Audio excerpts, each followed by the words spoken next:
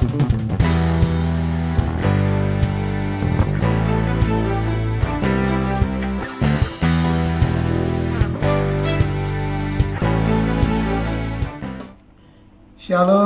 jemaat yang berbahagia yang dikasihi oleh Tuhan Yesus Kristus. Jumpa lagi dengan saya, Pendeta Benny Donaldules. Hari ini kita belajar hal yang sangat penting sekali, terlebih dalam masa pandemi. Mungkin saudara sedang mengalami resesi, seperti yang kata para ekonomi Indonesia mengalami resesi. Mungkin usaha saudara kurang berhasil, atau saudara tidak tahu apa yang harus dilakukan. Saat ini banyak sekali orang yang bingung, bimbang, apa yang harus dilakukan. Tapi kita harus belajar mengenal kehendak Tuhan, kehendak Allah yang mengasihi kita semuanya. Amin. Hari ini kita belajar bagaimana selalu memuji Tuhan di setiap waktu. Kita akan belajar dari kitab Habakuk 3. Ya, saya akan bacakan kepada saudara Habakuk 3 ayat 17-19. Begini bunyi firman Tuhan. Sekalipun pohon ara tidak berbunga, pohon anggur tidak berbuah, hasil pohon zaitun mengecewakan, sekalipun ladang-ladang tidak menghasilkan bahan makanan, kambing domba terhalau dari kurungan, dan tidak ada lembu sapi dalam kandang. Namun aku akan bersorak-sorai di dalam Tuhan, beria-ria di dalam Allah yang menyelamatkan aku. Allah Tuhanku, itulah kekuatanku. Habakuk menyanyikan dalam keadaan resesi. Bayangkan saudara, dikatakan tadi pohon ara tidak berbunga, artinya tidak akan berbuah ara. Pohon anggur tidak berbuah, walaupun ada bunga tapi tidak berbuah. Hasil pohon zaitun mengecewakan. Sekalipun ladang-ladang, sawah-sawah, mungkin pekerjaan-pekerjaan kita tidak menghasilkan apa-apa, tidak menghasilkan uang. Kambing domba terhalau, mungkin kita nggak punya deposito, tidak punya tabungan. Dikatakan terhalau dari kurungan, dan tidak ada lembu sapi dalam kandang, tidak ada susu, tidak ada daging, tidak ada pegangan untuk hidup, untuk besok, untuk lusa, untuk semuanya. Tapi Nabi Habakuk membuat satu keputusan yang juga kita harus lakukan, yaitu tadi kan, aku akan bersorak-sorai di dalam Tuhan, aku akan memuji-muji Tuhan, sebab Allah itu adalah juru selamat kita. Kita beria-ria, bersukacita di dalam Tuhan yang telah menyelamatkan kita semuanya. Amin. Kenapa? Sebab Tuhan kita adalah Tuhan yang sakti, Allah yang menjadi kekuatan kita. Amin. Gak mudah memang saudara. Bayangkan tidak dapat apa-apa. Mungkin ada yang terlibat PHK, mungkin tidak ada pemasukan, tidak ada penghasilan, tabungan tidak ada, deposito gak punya, gak ada pegangan apa-apa. Tetapi kita percaya kepada Tuhan. Tuhan Yesus ada di dalam hidup kita semuanya. Amin. Dia menjadi kekuatan kita. Dia adalah penolong. Nah, kita belajar kenapa kita harus selalu beria-ria dan memuji Tuhan sekalipun dalam keadaan tidak baik. Kita harus percaya yang pertama, itu adalah kehendak Allah.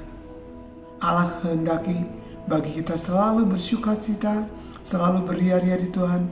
Nah, kita membaca dalam 1 Tesalonika 5 ayat 16 sampai 18. 1 Tesalonika 5 ayat 16 sampai 18 dikatakan, bersukacitalah senantiasa, tetaplah berdoa, mengucap syukurlah dalam segala hal, sebab itulah yang dikehendaki Allah di dalam Kristus Yesus bagi kamu semua. Jadi kehendak Allah lah dalam Yesus buat kita selalu bersukacita. Itu yang pertama. Amin. Gak masuk akal memang. Gak masuk.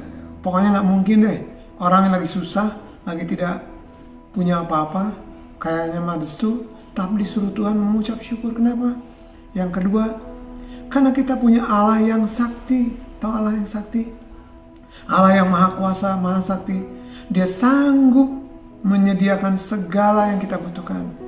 Dalam Filipi 4 ayat 19 berkata, Allahku akan mencukupi. Bahasa Inggrisnya adalah Allahku akan mensuplai segala keperluan kita, segala kebutuhan kita menurut kekayaan dalam kemuliaannya oleh Yesus Kristus. Jadi kalau Yesus ada dalam hidup saudara saya, Dia adalah segala-galanya. Dia sanggup menyediakan segala yang kita butuhkan. Dia akan menyediakan segala kebutuhan. Kalau saudara sakit, Dia akan menyembuhkan. Dia akan membebaskan kita. Karena itu dikatakan di dalam Mazmur 103. Kalau saudara baca Mazmur 103 ayat 1-4. Raja Daud berkata begini. Pujilah Tuhan, hai jiwaku. Pujilah namanya yang kudus, hai segenap batinku. Pujilah Tuhan, hai jiwaku. Dan jangan lupakan segala kebaikannya. Dia yang mengampuni segala kesalahanmu, yang menyembuhkan menyembuhkan segala penyakitmu. Dia yang menebus hidupmu dari lubang kubur, yang memahkotai engkau dengan kasih setia dan rahmat. Daud berkata, saudara, karena waktu itu dia sedang dalam keadaan gundah gulana. Dia mungkin sedang dikejar-kejar musuh, orang yang tidak suka pada dia, dikejar Saul. Tapi itu yang membuat jiwanya gundah gulana. Tapi dia tidak membiarkan. Daud tidak membiarkan jiwanya gundah gulana. Dia perintahkan jiwanya. Dia perintahkan segenap batinnya untuk memuji-muji Tuhan. Sebab Allah adalah penolong kita. Dia sanggup menolong kita. Dia sanggup menyediakan segala yang kita butuhkan. Dia yang punya menjamin masa depan itu. Kita semuanya, masa depan anak-anak kita, cucu-cucu kita, semua pekerjaan kita pasti akan diberkati oleh Tuhan Yesus. Amin. Jadi tidak ada alasan untuk sedih atau gundah gulana. Memang pasti dunia memang tidak menentu, tapi kita punya jaminan pasti dari Tuhan Yesus, yaitu memuji Tuhan. Sekali lagi, kenapa kita memuji-muji Tuhan? Yang pertama, itu kehendak Allah buat kita semuanya di dalam Yesus Kristus. Yang kedua, karena Dia adalah penolong kita.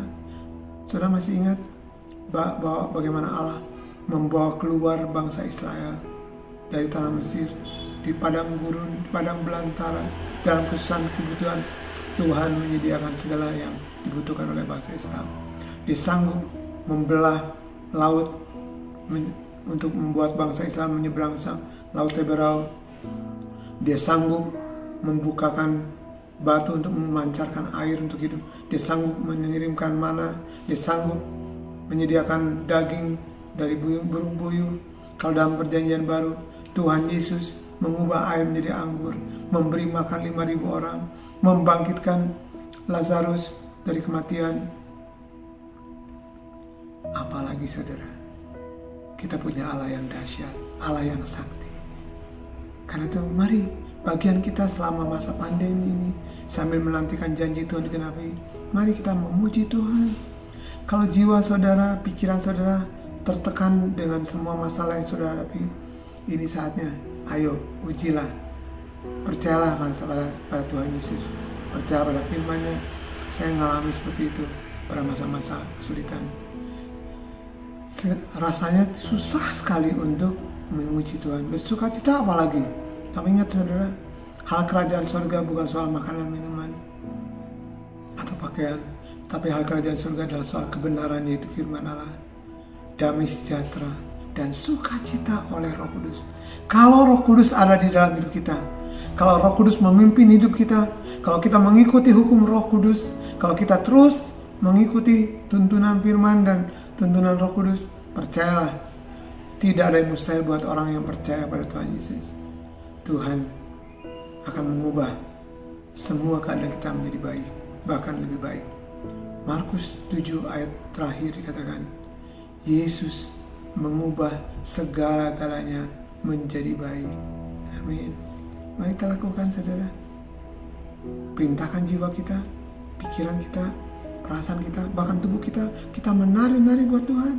Tadi kita sudah baca dalam Habakuk 3 ayat 17 sampai dengan 19. Bahkan di 19 kita, Tuhan membuat kakiku berjejak di atas bukit-bukit.